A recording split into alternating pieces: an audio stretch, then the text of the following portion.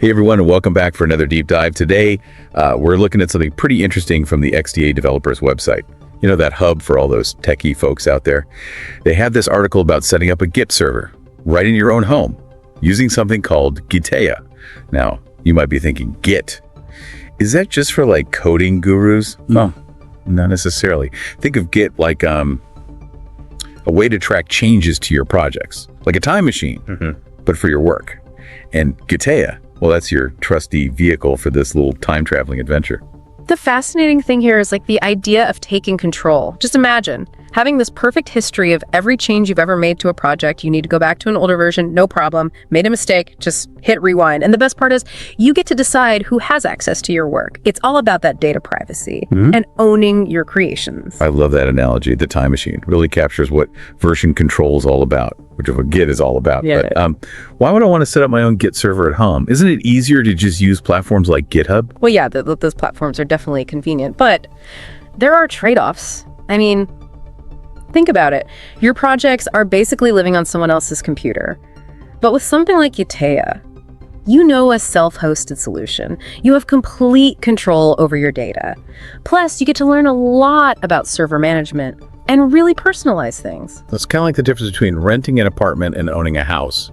You get more freedom and flexibility with owning a house, but it also comes with more responsibility. Exactly. And just like building a house, setting up your own Git server might seem a little intimidating at first, but it's surprisingly doable. And this article we're diving into actually provides a step-by-step guide using Gitea, which is known for being lightweight and user-friendly. Okay, cool. So let's walk through some of the basics here. First things first, what exactly is Gitea? Think of it as a friendly open source alternative to those big name Git platforms. It has a nice clean interface, it's easy to set up, and it runs smoothly even on like a modest home server. Plus it's free to use, which is always a bonus.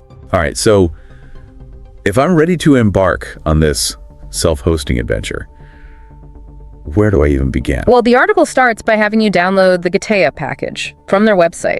They've got versions for pretty much every operating system out there, so you're covered no matter what machine you're using. Got it. Download the package. What's next? Next, you'll need to create a dedicated folder for your repository data. Now remember, we talked about repositories. They're like those special folders that Git uses to track all the changes and versions of your project. This dedicated folder is where all that magic happens. Makes sense. So download Gitea, create a folder for my repositories, and then what? Do I need a supercomputer to run this thing? Not at all. Gitea is designed to be lightweight, remember. The article walks you through setting up a database using Sexway 3, which is basically a database in a single file. Super convenient for a home setup. Swelly 3, got it. So I'm assuming the article gets into the nitty-gritty of actually installing and configuring Gitea. It does, and it's surprisingly straightforward. You basically run the executable that you downloaded. Head over to localhost 3000 in your web browser, and that brings you to Gitea's configuration page. From there, you can tweak things to your liking. Localhost. Forgive me if I'm a little rusty on my tech jargon, but what exactly does localhost mean? Oh, no worries. It's basically a way to refer to your own computer. Think of it like your computer's internal address. So when you type localhost 3000 in your browser, you're essentially telling your computer to open up Gitea's configuration page. Ah, okay. That makes sense. So I've got Gitea installed, my database is all set up, and I've accessed the configuration page. What kind of tweaking are we talking about here? Well, the article recommends sticking with SQLite 3 for the database type and setting the base URL to your IP address. Now, knowing your IP address is crucial. If you want to access your Git server from outside your home network... Hold on. IP address. That sounds a bit intimidating. What if I have no idea what my IP address is? Don't worry, the article has a handy tip for that too. You can use a simple command in your command prompt or terminal to find it, or if you prefer, a quick web search will do the trick. It's easier than you might think. Okay, that's reassuring. So once I've configured everything, am I ready to start using my own Git server? Almost. Once Gitea is installed and initialized, you'll see a login screen. Make sure you use that base URL you set earlier, not the local host address, to access it. Then simply register an account. Create your first repository. And you're officially a self-hosted Git master. Wow. It sounds like the article really holds your hand through the entire process, but I have to admit, even though it seems straightforward, the idea of setting up a server can still feel a bit intimidating. What if I get stuck somewhere along the way? That's a valid concern. But you're not alone. Gitea has a fantastic community forum where you can ask questions. and get help from other users. Plus, there are tons of resources and tutorials available online. It's really about taking that first step. And diving in? I love that. Taking the first step and diving in. I'm sensing a theme here about taking control, being empowered, and not being afraid to experiment. It's pretty inspiring. But before we get too carried away with philosophical implications here, let's get back to the practical side of things. We've talked about setting up Gitea, but what about actually using it? Is it really that user-friendly, especially for someone who's new to Git? It really is. The Gitea interface is designed to be intuitive and easy to navigate. The default settings are generally suitable for beginners, so you don't need to get bogged down in complex configurations right away. Okay, so the learning curve isn't too steep. That's good to know.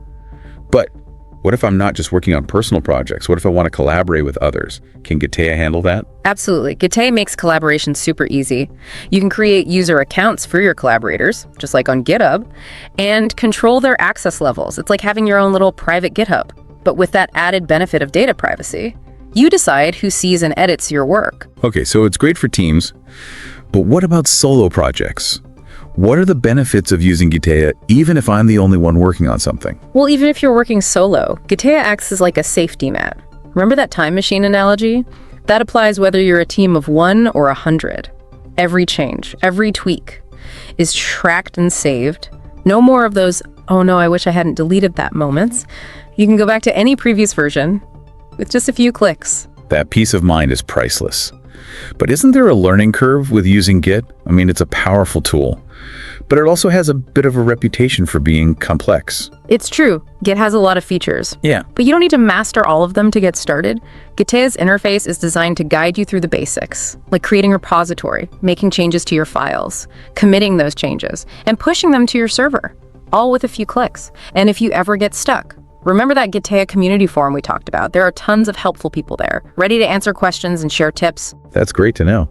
It sounds like Gitea is really trying to make self-hosting and version control more accessible, which aligns perfectly with that theme of digital autonomy we were talking about earlier. Exactly. It's about empowering individuals to take control of their work, their data, their digital lives. You know, in a world where these big tech companies seem to have so much control, self-hosting is like a breath of fresh air. It's a way to say, hey, I can do this myself. I don't need to rely on someone else's platform. I love that spirit of independence.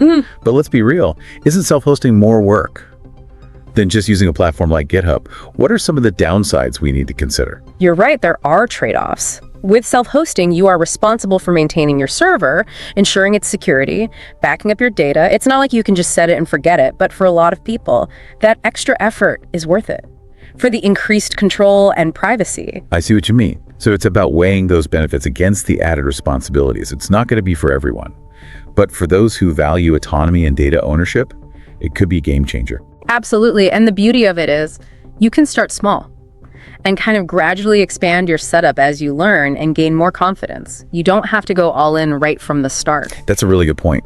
It can feel kind of overwhelming to think about self-hosting everything. But starting with something like Gitea for version control can be a great first step. It's manageable, practical, and it gives you a taste of what it's like to be in the driver's seat of your digital life. And who knows, once you start to experience those benefits of self-hosting your Git repositories, you might be inspired to explore other possibilities. There's a whole world of open source software out there that can help you take control of your email, your calendar, your file storage, even your social media. Wow. It really opens up a whole new way of thinking about technology, doesn't it? It's not just about consuming. It's about creating, controlling, building, something that truly reflects your own values and priorities. It's about reclaiming ownership of your digital life and shaping the digital world that you want to be a part of. And that's a pretty powerful thing. Speaking of powerful things, remember that comment we mentioned earlier from the XDA forum? The one about integrating AI coding tools with Gitea? That got me thinking about the possibilities of combining self-hosting with these cutting-edge technologies. That's a really fascinating thought. Imagine using these powerful AI tools like Copilot or Pieces to help you with your coding, all within the privacy and control of your own Git server. It's like having the best of both worlds, cutting-edge innovation and personal autonomy. Yeah, it really highlights how self-hosting can be this springboard for creativity and innovation. You're not limited by the features of a big platform. You can customize, integrate, experiment to your heart's content. And that experimentation is key to the learning process by setting up your own Git server. And playing around with these different tools and technologies, you're not just managing your code, you're expanding your skill set and deepening your understanding of how technology works. It's like learning by doing, but on a whole new level. You're not just following instructions. You're building, tinkering, problem solving, which is where the real learning magic happens. And don't forget about the satisfaction. That comes from creating something yourself. It's a sense of accomplishment that you don't get from just using some pre-packaged service. It's like the difference between assembling a piece of furniture from IKEA and building a custom bookshelf from scratch. That's a perfect analogy. There's a pride of ownership that comes with self-hosting. It's your creation, your digital space, and you have the freedom to shape it however you like. And that freedom is what makes self-hosting so appealing, especially in today's digital landscape. It's a way to kind of push back against the centralization of power and reclaim ownership of our data and our digital experiences. I love that. It's like a digital declaration of independence. But let's be honest, not everyone is going to want to go down the self-hosting rabbit hole. It takes time, effort, and a certain level of technical know-how. That's true, but it is becoming increasingly accessible. Tools like Gitea are designed to be user-friendly, and there are tons of resources online to help people get started. Plus, there's a growing community of self-hosters out there who are happy to share their knowledge and support each other. That sense of community is really inspiring. It's like a movement, a collective effort to build a more decentralized and empowering digital future. It's a reminder that we don't have to be passive consumers of technology. We can be active creators and participants in shaping the digital world we want to live in. I think that's a beautiful sentiment. Yeah. To wrap up this part of our deep dive, so far we've explored the what, the why, and the how of self-hosting your Git repositories with Gitea. But we've only just scratched the surface of what's possible. Yeah, in this last part, let's maybe shift gears a little bit and talk about a crucial aspect of self-hosting that we haven't really touched upon yet, and that's security. You know, it's all well and good to have this control and freedom, but what about keeping your data safe? That's a really important point. Security is paramount when you're self-hosting, especially when dealing with sensitive data. But you said Gitea has our back with these robust security features. What does that actually mean for me? Like, what are some practical steps I can take to secure my Git server? Well, first things first. Strong passwords. And I don't just mean like a random string of letters and numbers. Use a password manager to create and store truly unique and complex passwords for your Gitea account and any user accounts you might create. Strong passwords check. What else? Keeping Gitea itself up to date is really important. New versions often come with security patches that address vulnerabilities, so make sure you're running the latest version. Got it. Updates are key. Anything else I should be thinking about? Firewalls, they're like the bouncers of your network, controlling who gets in and who stays out. A properly configured firewall can really help to prevent unauthorized access to your server. Firewalls make sense. Are there any other layers of protection that I could add? Yeah, using a VPN. Or virtual private network is a great way to add another layer of encryption and security, especially if you're accessing your Git server from like a public Wi-Fi network. It's kind of like putting your data in a secret envelope that only you can open. Okay, VPN for extra security. What about backing up my data? That seems pretty important too. Oh, absolutely. Backups are essential. Imagine your server crashes or like your hard drive fails. Having a recent backup of your repository data could be a lifesaver. There are different ways to set up backups, from like manual copies to automated solutions. The key is to have a plan.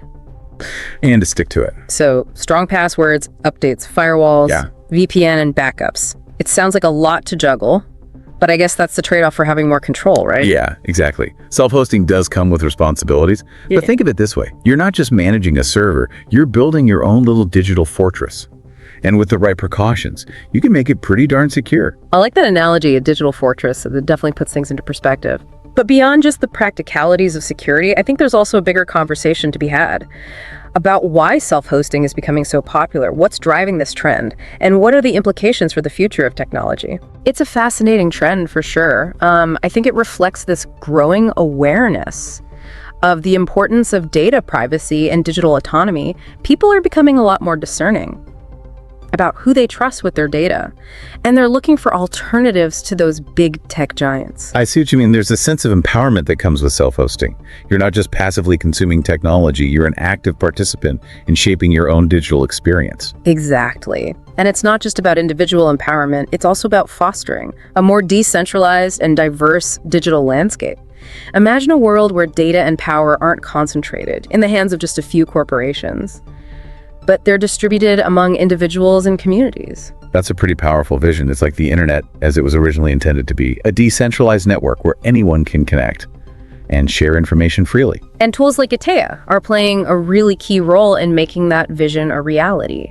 By making self-hosting more accessible, they're giving individuals the tools to build their own digital spaces and create their own online communities. It's inspiring to see how this movement is gaining traction. It's a reminder that we have more power than we think to shape the future of technology. And that power comes from being informed, being engaged, and being willing to experiment. Self-hosting might not be for everyone, but for those who are curious and willing to learn, it can be a really rewarding experience. I couldn't agree more. So as we wrap up this deep dive into self-hosted Git servers with Gitea, I think it's safe to say that we've covered a lot. We talked about the technical details of setting up Gitea, the importance of security and backups, the philosophical implications of self-hosting, and the broader trends that are shaping the digital landscape. But most importantly, I hope this conversation has inspired you to think a little differently about your relationship with technology. Absolutely. Self-hosting is about more than just servers and software. It's about taking ownership of your data, your digital identity, and your place in the online world. It's about being an active creator, rather than just a passive consumer. And that's a powerful message to leave our listeners with. So to wrap things up, here's a final thought to ponder. We've talked a lot about code and software development, but those principles of version control and data ownership, they can be applied to so much more. Think about your writing, your design work, your research, even your personal documents and photos. What other aspects of your digital life could benefit from Git and version control? It's a question worth exploring. Until next time, keep diving deep, keep learning, and keep shaping your own digital world.